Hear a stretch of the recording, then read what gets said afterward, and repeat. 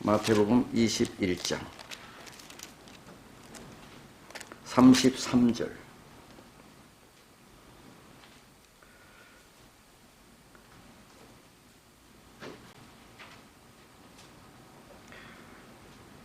마태복음 21장 33절. 다시 한 비유를 들으라. 한 집 주인이 한 집 주인이 포도원을 만들고 산울로 두르고 거기 집자는 구유를 파고 망대를 짓고 농부들에게 새로 주고 타국에 갔더니 실과 때가 가까우매 그 실과를 받으려고 자기 종들을 농부들에게 보내니 농부들이 종들을 잡아 하나는 심히 때리고 하나는 죽이고 하나는 돌로 쳤거늘 다시 다른 종들을 처음보다 많이 보내니 저희에게도 그렇게 하였는지라. 후에 자기 아들을 보내며 가로되 저희가 내 아들은 공경하리라 하였더니 농부들이 그 아들을 보고 서로 말하되 이는 상속자니 자 죽이고 그의 유업을 차지하자 하고 이에 잡아 포도원 밖에 내어 쫓아 죽였느니라. 그러면 포도원 주인이 올 때에 이 농부들을 어떻게 하겠느뇨? 저희가 말하되 이 악한 자들을 진멸하고 포도원은 제때의 실과를 바칠 만한 다른 농부들에게 새로 줄지니라.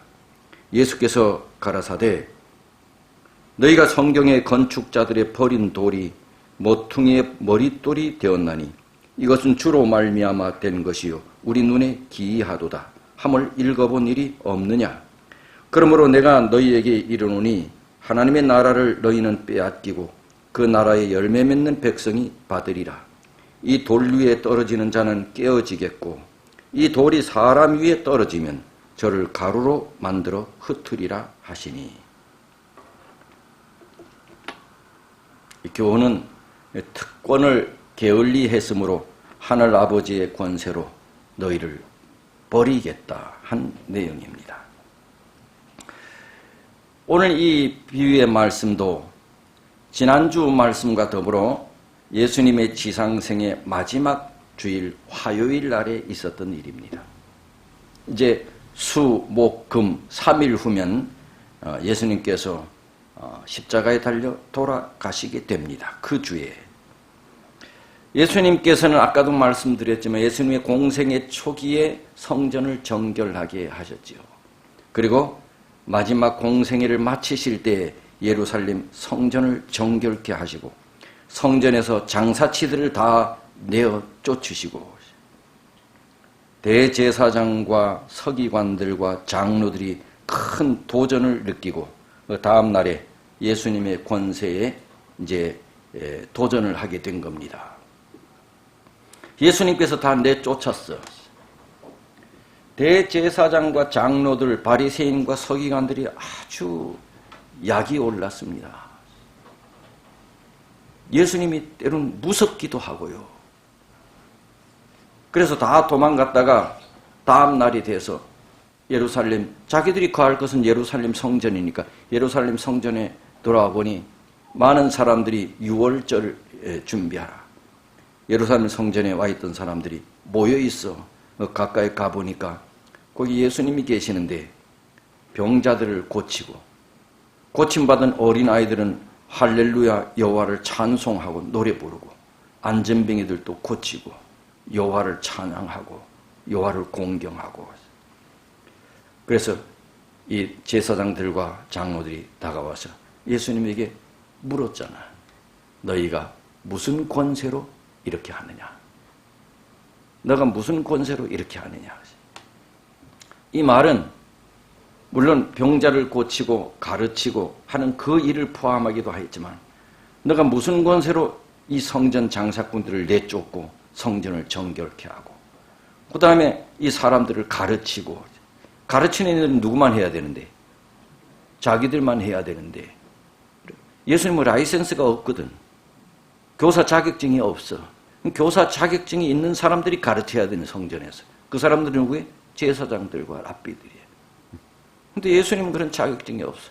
너가 무슨 권세로 가르치고 성전을 정결케 하고 사람들 내쫓고 병자를 고치고 무슨 권세로 그렇게 하느냐. 근데 예수님께서 뭐라 하셨어요? 나도 너에게 한마디 묻겠다. 너희들이 대답하면 나도 대답하겠다. 그래서 예수님께서 그들에게 물었다지요. 뭐라고 물었지요? 요한의 권세, 요한의 침례가 누구에게로 왔느냐? 무슨 권세로 그렇게 말하냐? 너희들이 말하면 내가 대답하겠다. 그랬더니 제사장들이 뭐야? 앞에들이 이거 잘못 걸렸어. 그래서 자기들끼리 모였어요. 뭐라고 대답하면 되겠느냐? 예수의 권세가 하늘에서 왔다 그러면 안 되지요? 자기들이 침례 요한을 죽였으니까. 그럼 땅에서 왔다 그러면 침례 요한을 선지자로 믿고 있는 수많은 백성들에게 돌에 맞아 죽을 것 같고요. 그러니 그들이 뭐라고 결론 내렸다고? 모르겠다 하자. 그래서 예수님께 다가왔어요. 우리가 대답하겠다. 뭐냐? 모르겠다. 그랬더니 예수님이 뭐래? 나도 대답 안 하겠다. 그러면서 예수님께서 비유로 하신 말씀이 지난주에 한 말씀이 포도원의 두 아들의 비유. 가서 일하라 하니 큰아들은 가겠다 하고 안 가고 둘째 아들은 안 가겠다 하고 갔다. 너희들이 볼 때 누가 나은 사람이냐? 안 가겠다 하고 나중에 간 둘째 아들은 바로 너희들이 멸시하고 멀리하는 누구들? 세리들, 예? 그다음에 아주 이 불쌍한 하나님자들, 이방인들, 그리고 가겠다 하고 안 간 이들은 바로 너희들 종교 지도자들, 유대인들이다. 그 비유의 말씀을 하시고 이어서 하신 말씀이 오늘 이 말씀이에요. 계속 이어서 이 비유의 말씀을 하셨어요. 그러니 이 비유의 말씀 역시 예수님께서 돌아가시는 그 주 화요일 날에 있었던 말씀입니다. 타락한 종교 지도자들의 죄악이 뭐고 예수님의 권세가 어디서 온 것인지를 비유를 통해서 말씀하신 것입니다. 농부는 들 가운데 한떼기의 땅을 택해서 울타리를 두르고 밭을 잘 갈아서 풍성한 수확을 기대하면서 극상품 포도나무를 그곳에 심었습니다. 이와 같이 하나님께서는 한 백성 이스라엘을 세상에서 선택했습니다. 이 백성에게 아주 큰 특권도 주시고 넘치는 축복들을 주셨습니다. 극상품 포도나무였습니다. 이스라엘이. 하나님께서는 이 유대 백성에게 왜 이래 아주 극상품, 풍성한 축복을 주셨는가? 하나님께서는 이 유대 백성을 통해서 만 백성에게 당신의 하나님의 풍성한 축복을 나누어 주려고 하는 것이 하나님의 목적이었습니다. 세상 열방은 이미 하나님께 대한 지식을 다 잃어버렸습니다. 그래서 하나님께서는 이 유대 백성에게 당신의 말씀을 위탁했습니다. 이스라엘 이 유대 백성을 통하여 당신의 빛이 온 세상에 비춰지기를 계획하셨습니다. 그들은 타락한 이 세상에서 하나님이 어떤 분이신지를 세상에 나타내야 했습니다. 여러분, 하나님께서 유대의 이스라엘의 조상 아브라함을 선택했어요. 어디에서 불러냈어요? 갈대아 우르에서 불러냈습니다. 하나님께서 아브라함을 갈대아 우르에서 불러내서 우상 숭배하는 갈대아 우르 그 친척들 가운데서 불러내서 어디로 가도록 했습니까?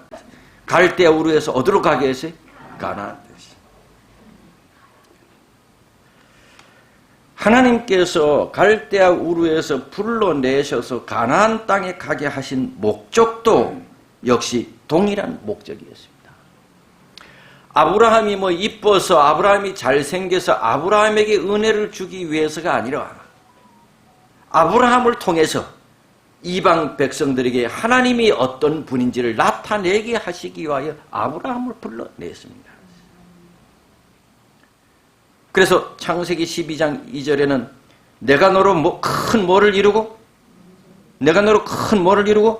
민족을 이루고 내게 뭐를 주어? 뭐를 주어?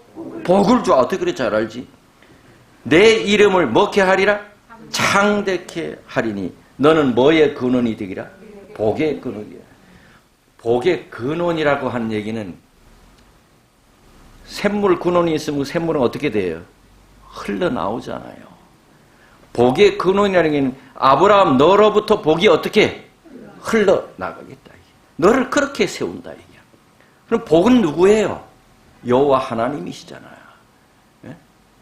내가 너를 불러내어 내게 내가 복을 주어 너는 복의 근원이 되게 하겠다. 너를 통하여 복을 이방 백성에게 흘러넘치게 하겠다는 것입니다. 그래서 아브라함을 갈대아 우르에서 가나안으로 불러내신 것이었습니다.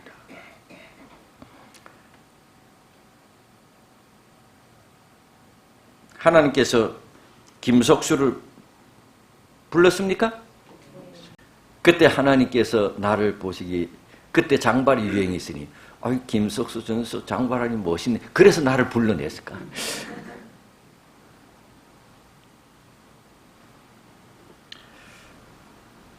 하나님께서 뭐 때문에 아브라함을 불렀을까? 뭐 그렇게 잘난 사람이 잘났을까? 다만 하나님께서 그를 통해서 복의 근원을 삼고 하나님이 어떠한 분임을 천하 만민에게 알려주라고 이렇게 불러내신 거지. 하나님께서 이스라엘 백성을 선택해서 출애굽시켰잖아요. 애굽에서. 왜 하나님께서 애굽에서 유대인들을 출애굽시켰어요? 왜? 그냥 놔두면 안 되나요? 유대 백성들이 다른 백성들보다 특별해서요. 말을 잘 들어서요. 그분은 당신의 권능과 긍휼을 유대 백성들뿐만 아니라 애굽 사람들에게까지 나타내게 하기 위해서.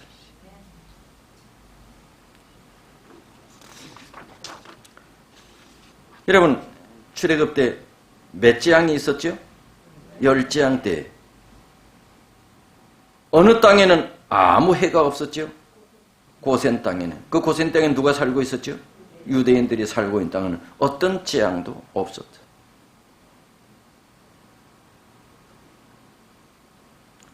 이러한 방법을 통하여 애굽 사람들로 하여금 유대 사람들이 백성들이 섬기는 여호와 하나님을 나타내게 한 것입니다.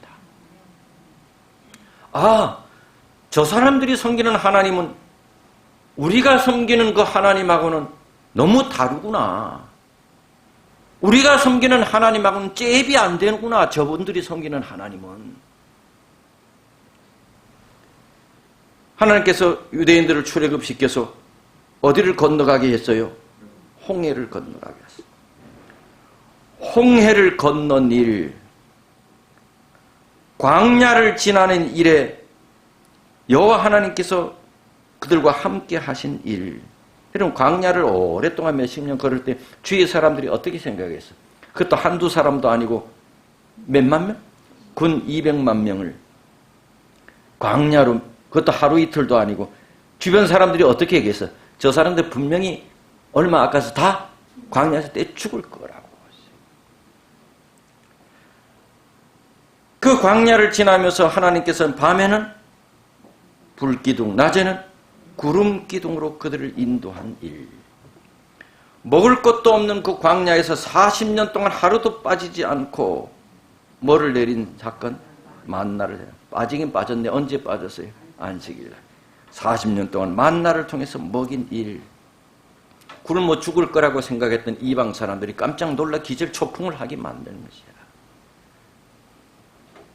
물 없는 광야에서 저들이 어떻게 살까? 하나님께서 반석에서 뭐가 나오게? 물을 나오게 한 일. 이러한 수많은 하나님의 능력은 죽을 수밖에 없는 이스라엘 백성들만을 위한 것이 아니라 주변에 하나님을 알지 못하는 이방 백성들을 위해서도 하나님께서는 그런 이적을 베푸신 것입니다. 그러한 일들을 통하여 다른 거짓 하나님을 섬기고 있는 이방 백성들이 유대인들이 섬기는 참 하나님을 알도록 하나님께서 그렇게 하신 것입니다. 그들이 섬기는 거짓된 신의 모든 권위와 위대함보다 뛰어난 하나님이심을 보여주신 것입니다. 이것이 하나님께서 하신 목적입니다. 이것이 하나님께서 아브라함을 불러내신 목적이요, 이스라엘을 애굽에서 불러내신 목적이요, 40년 동안 광야를 건너가게 하신 하나님의 목적이에요. 이거는 하나님을 알지 못하는 주위 이방 사람들에게 여호와 하나님을 나타내게 하시기 위함입니다. 그런데 유대인들은 그런 은혜와 특권을 받았음에도 그렇게 하지 못했습니다. 유대 백성들은 하나님께서 주신 그 모든 축복을 세상에 나누어 주지 못했습니다. 그들은 세상의 축복이 되지 못했습니다. 저희가 가진 모든 특권은 저희 자신을 영화롭게 하는 데에만 사용했습니다. 하나님께서 선지자들을 파견했습니다. 그들은 선지자들을 핍박하고 죽였습니다. 다른 선지자를 보냈습니다. 그 다른 선지자, 그 선지자는 바로 침례 요한을 말합니다. 침례 요한도 보냈습니다. 이들이 침례 요한도 죽였습니다. 안 되겠다 싶어서 이번에는 아들을 보내기로 했습니다. 하나님의 최후 수단으로 당신의 아들을 보냈습니다. 그들은 그 아들까지도 죽이기로 결심했습니다. 이 포도원의 비유를 통해서 예수께서는 제사장들에게 절정에 달한 그들의 악행을 손수 보여주신 것입니다. 그들에게 그리고 이렇게 질문하셨습니다. 포도원 주인이 올 때에 이 농부들을 어떻게 하겠느냐? 그랬더니 제사장들은 예수님께서 하신 이 비유의 말씀을 들으면서 너무 흥미진진했어. 여러분, 내가 하는 것도 여러분 되게 재밌게 듣네. 근데 예수님께서 얼마나 흥미진진하게 재미있게 말씀하시는지 이 제사장들이 그 말씀을 들어서 뿅 갔어. 조는 사람도 없었어. 그래서 예수님의 얘기를 한참 듣고 있다가 이 비유가 자기들에게 해당되는 말씀인지도 모르고 포도원 주인이 올 때 어떻게 하겠느냐 그랬더니 이 악한 자들을 진멸하고 포도원은 새로 농사를 잘 지을 만한 그런 사람들에게 새로 줘야지요. 악한 자들을 진멸하고 새로운 다른 농부들에게 줘야지요. 자기도 모르게 자기들 입에서 이렇게 말했어요. 누구를 진멸하라는 얘기입니까? 자기들 진멸하는 것입니다.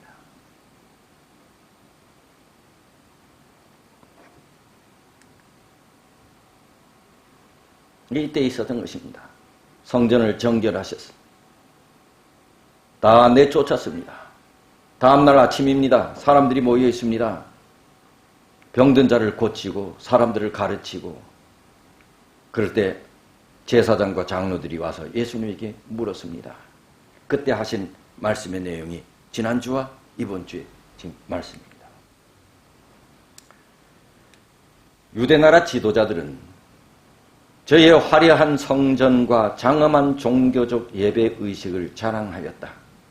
아주 뭐 성전이 화려해. 교회를 크게 짓고 이런 걸 자랑했다는 것입니다.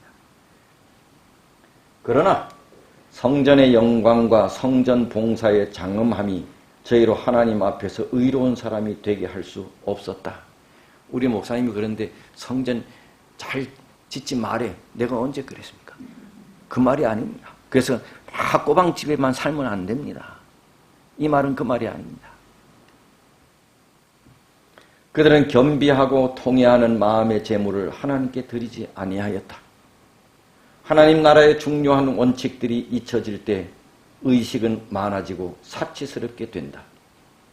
뭐가 등한시되고? 품성도야가 등한시되고 심령의 단장이 결핍되고 심령의 단장이 결핍되고.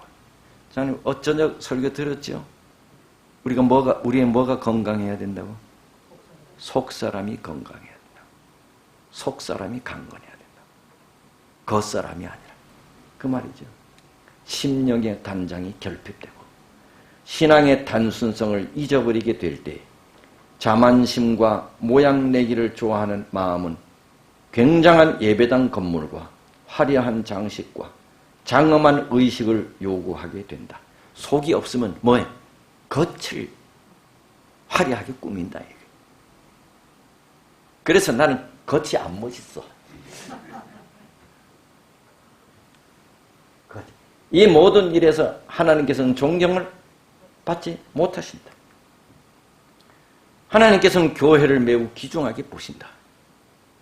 그분은 외적인 훌륭함을 가지고 교회를 높이 평가하지 않고 세상과 구별되는 참된 경건성을 인하여 교회를 귀하게 여기신다. 이 교회를 하나님께서 평가하실 때는 이걸로 평가하신다. 뭐로? 교회가 경건성이 있느냐. 이러면 이 교회 건물이 무슨 경건성이 있고 없고 하겠어요. 뭐가 경건하더니 사람이, 이 교인이 경건하느냐. 이걸 가지고 교회를 평가하신다. 그분은 교인들이 그리스도를 아는 지식 속에서 자라나는 정도와 그들의 영적 경험의 진보에 따라서 교회를 평가하신다. 그리고 우리가 뭐를 평가하신대? 우리의 신앙이 어떻게 자라나고 있는지, 우리 신앙이 자라나고 있는지. 주님께서는 우리가 당신의 선하심에 대하여 말하고 당신의 권능에 대하여 이야기하기를 원하신다. 우리 이런 걸로 하나님께서 우리를 평가하신다. 우리 신앙이 자라고 있느냐. 20년, 30년 돼도 늘 초심자야.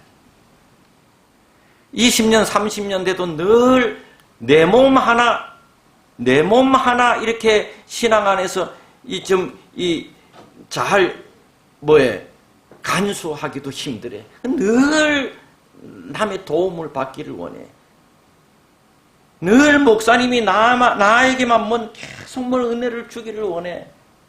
이제는 적어도 내가 뭐 해야 돼? 내가 이제 다른 사람을 돕고 다른 사람들에게 은혜를 베풀어야 하는데도 여전히 23년, 30년 됐는데도 도움을 받으려고 하고 내 혼자 몸도 간수하기 힘들어. 하나님께서는 이런 걸로 평가하신다.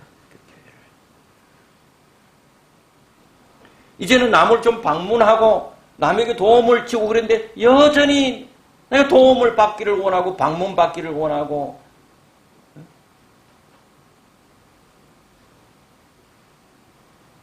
신앙생활 오래됐는데도 이제 남을 위해 하나님을 위해 하나님에 대하여 사람들에게 이야기하고 하나님의 권능에 대하여 이야기하고 하나님의 은혜를 나누고 이래야 되는데 내 혼자 몸으로 신앙생활을 하는 것도 힘들어하니 신앙생활이 몇 년이 됐는데도 이런 교회는 하나님께서 높이 평가하지 않는다. 그래서 누가 나한테 좀 섭섭하면 삐치고 10년, 20년, 30년이 됐는데도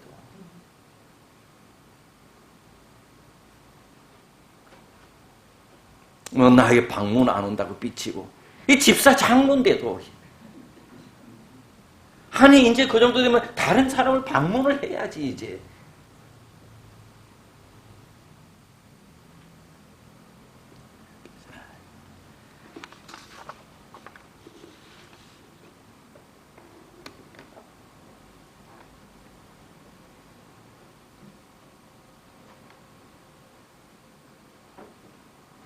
여전히 자라지 못하는 교인들이 자라나지 않는데 자라나지 않는데 영적 경험이 진보가 없대. 진보가.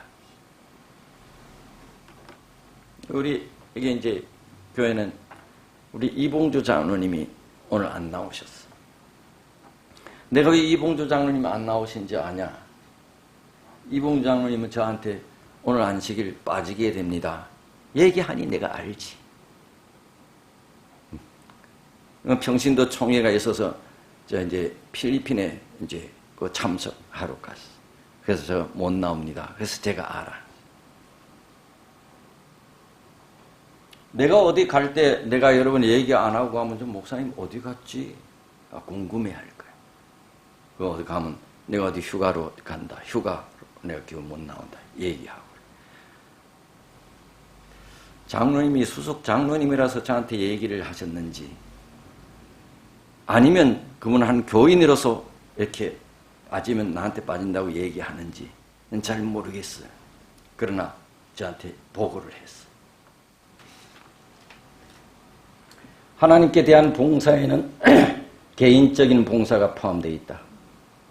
우리는 개인적 활동을 통해서 세상을 구원하는 일에 그분과 협력해야 한다. 그리스도의 생애를 살도록 임명된 사람들은 모두 다 저희 동포의 구원을 위해 일하도록 임명된 거다. 하나님께 대한 봉사에는 개인적인 봉사가 포함되어 있다. 우리는 개인적인 활동을 통해서 세상을 구원하는 일에 그분과 협력해야 한다. 개인적인 활동을 통해서. 간증이 다른 사람에게 큰 감화를 끼칠 것이다. 예. 개인적인 간증을 사람들에게 자연스럽게 만나는 그 개인에게 자기 간증을 한다니 이것이 큰 감화를 끼칠 것이다. 여러분, 이 대중 앞에서 간증하는 것은 약간의 뻥이 들어갈 수도 있어. 그런데 개인적으로 만나서 자연스럽게 자기가 하나님 믿고 내가 있었던 그런 간증을 하는 것은 뻥이 안 들어가지. 좀 과장이 안 들어가지. 이 간증은 다른 사람에게 큰 감화를 끼칠 것이다. 여러분, 아까도 말씀드렸지만 예수님께서 감람산 위에서 예루살렘을 내려다 보시면서 흘리신 눈물, 그는 예루살렘만을 위해서 흘리신 눈물이 아니라 그랬지요. 예루살렘 멸망을 통하여 세상의 멸망을 내다보신 것이고 자신을 구주로 믿지 못하는 백성들을 위한 눈물이고, 그러면서 너도 오늘날 평화에 관한 일을 알았다면 좋을 뻔하였거니와 지금 내 눈에는 안 보인다.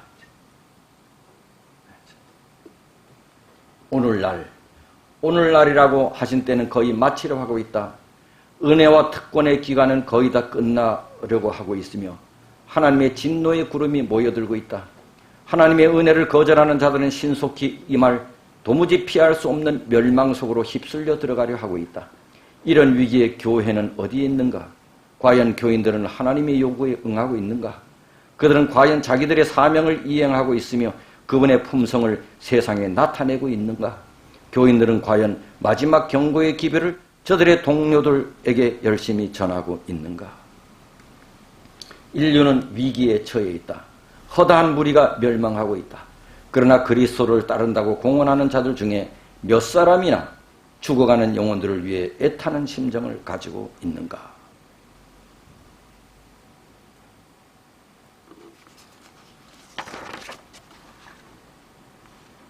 여러분, 이스라엘 백성들이 가나안에 들어갔을 때 하나님께서 이스라엘 백성이 온 땅을 다 점령하라고 했어요. 그런데 이스라엘 백성들이 어느 정도 땅을 정복한 다음에는 더 땅을 정복하려고 나가지 않고 평안히 앉아서 자기들 승리한 것에 대한 도취해 있었어. 그래서 가나안 땅을 다 정복하지 못하고 나중에는 뭐예요? 그냥 가나안 원주민들과 같이 살게 되었어. 그것이 그들의 패망의 원인이었어요. 저희는 새 지방을 점령하기 위하여 출정하는 대신에 정복한 그 땅 안에 모여 살았어요. 그러면서 서서히 하나님께로부터 떠나기 시작했어요. 하나님의 목적을 성취하는 데 실패함으로 하나님께서 축복해 주시겠다고 하는 당신의 약속을 이루지 못했어요. 오늘날 교회들도 이제는 안주하고 있지 않나. 내가 차지한 땅에 우리 한때는 얼마나 열심히 했어. 사실 때가 있으니까 대리 주기가.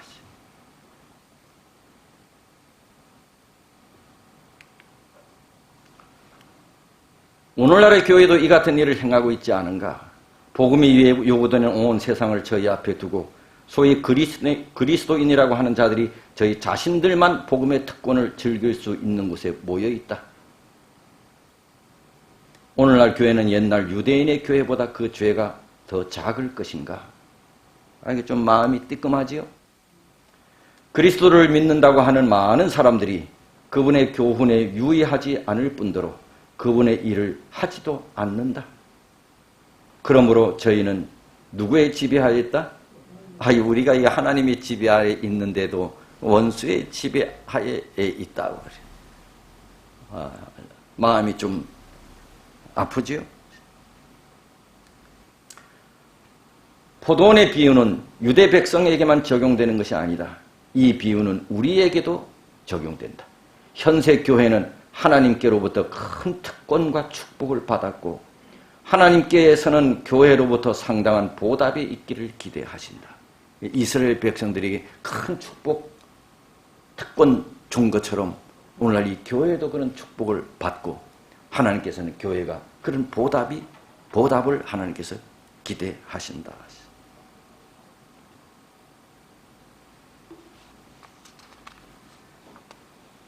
그래서 주님께서는 내가 어찌 이 일들을 인하여 벌하지 아니하겠느냐.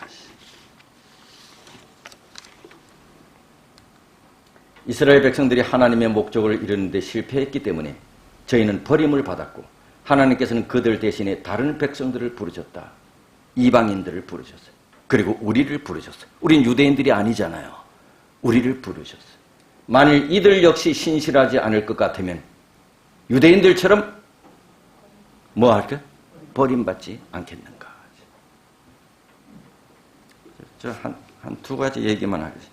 여러분, 겁 없는 사람을 뭔 사람이라 그래? 뭐가 큰 사람? 간 큰 사람이네. 간 큰 사람보다 더 큰 사람은 간이 부었다 그랬어요. 간이 분 사람보다 더한 사람은 간이 배 밖으로 나왔다 그랬어요. 여기 성경에 나타나는 소작인들은 간이 배 밖으로 나온 사람들이에요. 하나님이 보내신 선지자들도 죽이고 침례 요한도 죽이고 끝내 당신의 독생자 예수까지 죽였어요. 정말 간이 배 밖으로 나온 사람들이에요. 하나님께서는 이런 사람들 대신에 다시 우리를 부르셨어요. 어느 집사 이야기입니다. 교회에 처음 나오게 됐어요. 이상하게 교회에 나오면서 사업이 잘 되기 시작했어요. 뛸 듯이 기뻤어. 그리고 목사님에게 자주 불러내어 외식도 시켜드렸어. 마침내 있는 집 말고 다른 지방에 또 못 있는 집 한 채를 더 사게 되었어. 그때 그는 분명히 그런 말을 했어. 이것은 하나님이 주신 것입니다. 이렇게 사업이 잘 되는 것도 하나님의 은혜입니다. 거기까지는 좋았어요. 얼마 후에 교회 건축이 있었어요. 교회 일이 있기 시작할 때 그런 소리들은 일체히 하지 않았어. 교회 건축이 시작될 때 이건 하나님의 은혜입니다. 하나님의 축복 때문에 내가 이렇게 잘 됩니다. 이런 얘기를 일체 하지 않았어요. 교회 건축이 시작될 때. 그리고 헌금에 대한 설교 비슷한 것이 나오면 무조건 싫어졌어. 그러다가 마침내 목사님이 싫어지게 되었어. 교회는 건축이 되어졌고 목사님은 그 사람이 주동이 된 몇몇의 성도들에 의해 쫓겨나게 됐습니다. 모르지만 나는 교회 건축하지 않으니까 나를 안 쫓아내는지. 언제까지 하나님이 그 사람 사업을 잘되게 하실는지 알지 못합니다. 하나님은 계속 그 집사님의 사업을 잘되게 하실 겁니다. 그리고 그 다음 종들을 보내 또 요구를 할 겁니다. 그때도 그가 그것을 자기 것으로 만들기 위해 또 종들을 죽인다면 그는 결국 하나님으로부터 모든 것을 다 빼앗기고 말 겁니다. 유대인들이 그랬습니다. 결국 주인이 와서 그 소작인들을 진멸하고 포도원을 다른 사람들에게 넘겼대. 하나님은 이스라엘에게 주었던 권리를 빼앗아 우리에게 준 겁니다. 그래서 처음 그들의 질문, 너가 무슨 권세로 이렇게 하느냐? 답은 하늘 아버지의 권세로 이렇게 하는 것이라고. 그 이유는 너희들이 특권을 소홀히 했기 때문이라고. 하나님께서는 우리가 받은 특권을 소홀히 하면 우리 또한 버릴 것입니다. 우리는 하나님의 은혜와 특권을 많이 받은 사람들입니다. 하나님께서 평가하시는 평가로 이 교회가 참으로 좋고 든든한 교회가 되기를 바랍니다. 감사합니다. 하나님, 이 시간에 우리에게 말씀해 주셔서 감사합니다. 말씀을 우리의 가슴에 담고 우리의 삶에 늘 실천하도록 주께 도움을 구하며 주의 뜻을 이루며 사는 우리 모두가 되게 해 주옵소서. 여기 또 주의 사업을 위하여 우리의 마음을 담은 헌물도 주님 앞에 드려오니 하나님 기뻐 받으시옵소서. 이제는 우리 하늘 아버지의 크신 사랑과 우리 주님의 다함이 없는 은혜와 성령 하나님의 감화 감동하심이 다가오는 한 주일 동안 여기 모인 모든 우리 성도들에게 충만히 역사해 주시기를 예수님의 이름으로 축원하옵나이다. 아멘.